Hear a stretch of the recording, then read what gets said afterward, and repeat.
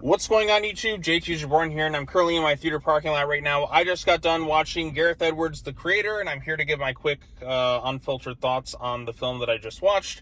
And overall consensus, I really like this film. Like, I'm surprised by how much I really enjoyed this thing.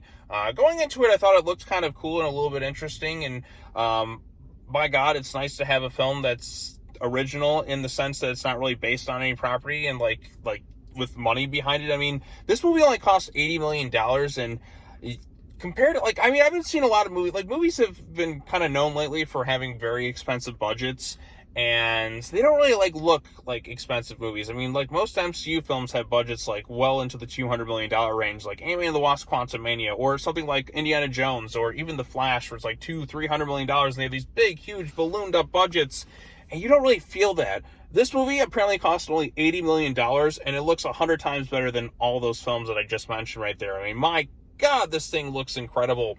Greg Fraser did the cinematography. He also worked on the Batman, hence why the movie is shot and looks as good as it does. Gareth Edwards knows how to utilize a budget and really knows how to emphasize the sense of scale and everything. And the money is not wasted here. Production wise, I mean, this thing looks incredible. It's visually stunning from start to finish. It's very well acted. I mean, John David Washington is starring this thing, Ken Watanabe, Gemma Chan, Allison Janney, and then you have this new actress who plays the main AI girl, if you will, and I thought she was really good too. My God, this is a movie that really kind of caught me by surprise with how much I really enjoyed it. There's influences from District 9, a little bit of Blade Runner in there, even some elements of Iron Giant in a way. Just kind of little subtle bits right there because of, humans interacting with robots. But basically, the plot of this film is it centers around a special forces guy, played by John David Washington. It's set in the future. There is a war between humankind and then AI robots. Not all humans are against AI robots, if you will, because some are intrinsically kind of linked in society between them. But something happened many years ago, a nuke accidentally went off or something like that, and AI robots were blamed for the whole thing. So the U.S. government, if you will, has been builds this giant Death Star in the sky, and they're trying to target the different AI bases. And there also is an AI super weapon out there, which is this child who can shut down this machine.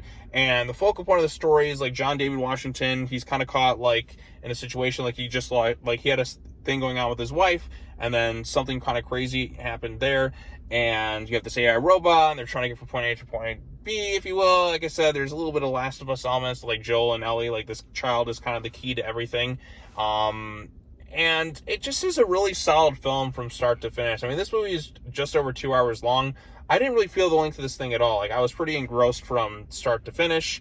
Like I said, I think the world, the way it's kind of shot and built up is very interesting. The film wasn't afraid to kind of take some risks, if you will, and be a little bit heavy with some of its emotions.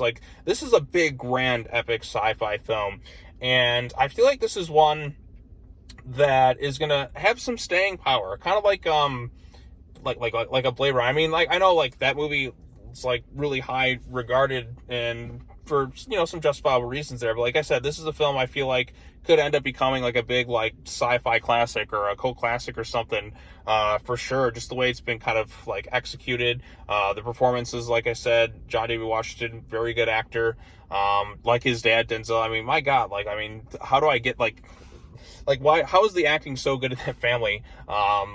And then again, the little girl in this thing who plays the AI robot, she has some very heavy scenes that she has to kind of play off of, and she executes them flawlessly.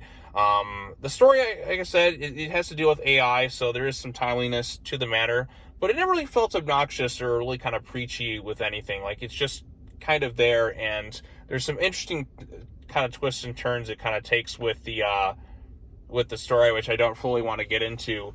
But like I said, I thought it was handled quite well. I thought the emotional scenes played off very well. The score by Hans Zimmer, really good stuff. The fact that this thing is an original IP sci-fi film, makes it all the more exciting for me that we're getting something like this. And I'd like to see more like kind of standalone movies like this again. I've seen so many like IP based films, and granted, I still love those kinds of movies, but it's nice to get something kind of out of nowhere like this. That's a genuine surprise. It's acted well, it's directed well, it's shot well. Like musical score, the action sequences are also quite good.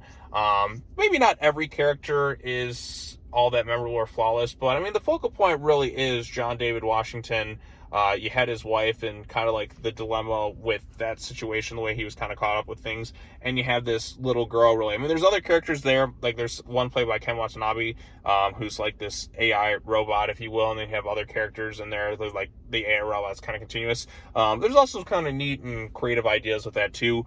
The movie's also surprisingly kind of funny as well, which is like a lot funnier than I thought it would be. So like there are moments of levity to kind of like alleviate some of the intense sequences. Maybe the US military in that's a little bit like over the top, kind of cartoony at times, at least for me. Like they're just like, but then again, like we've been caught up in everyone's been kind of caught up in this war for so long that people are just trying to come to an end. Like you understand like why the government wants to do this, because and this belief or whatever, AI was responsible for this nuke going off and like killing like millions of people in an instant. And so there's that fear, there's that panic from one side, and then you have the robots like who seemingly kind of want to just live in peace, but they're also fighting against humans and all that too. They do kind of have like one little explanation with the plot. Okay, now I'm going to get into spoilers really quickly to talk about this one aspect, but I highly recommend you check out the film.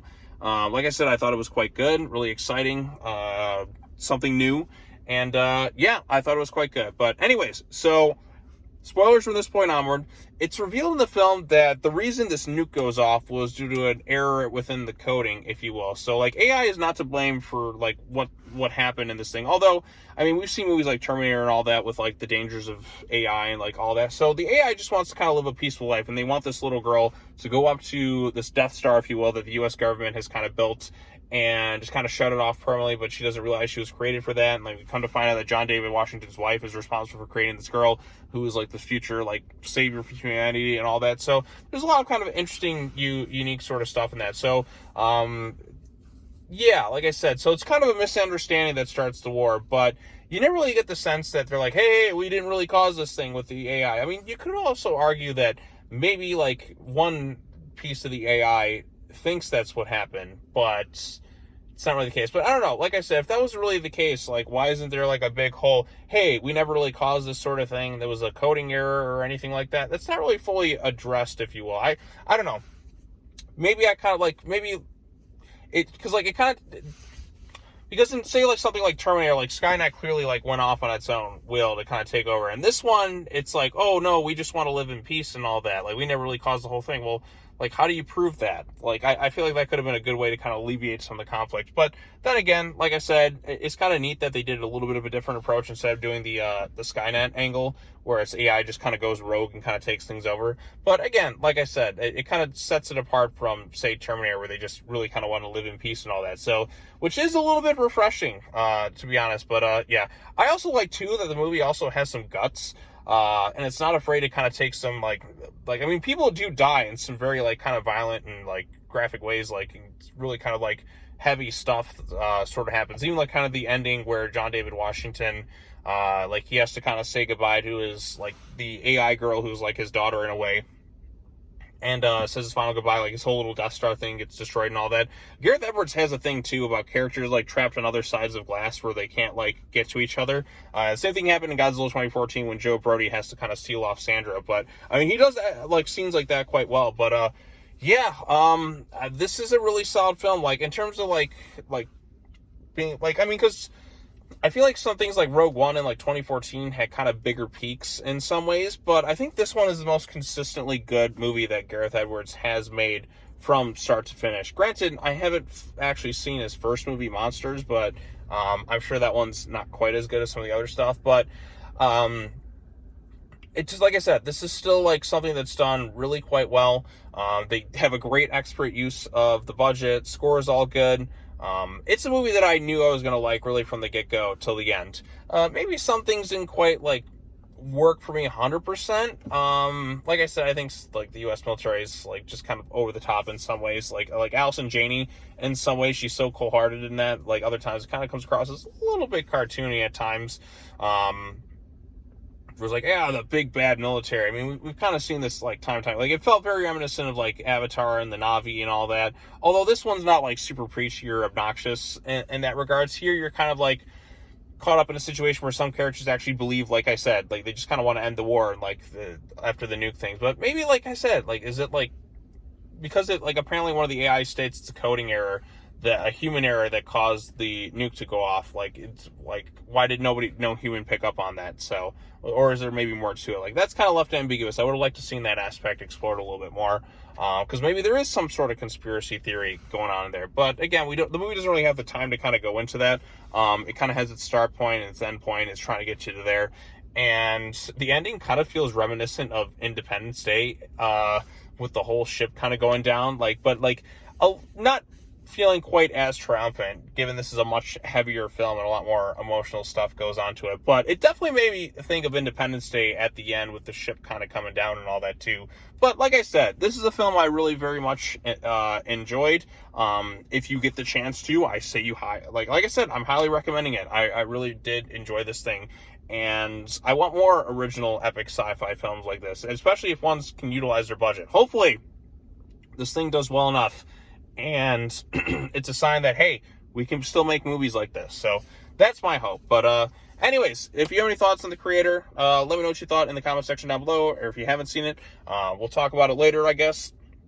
It's a movie I very much enjoyed. So kudos to Gareth Edwards and all the creative team behind this thing. An original sci-fi film that's good and like well shot and well acted.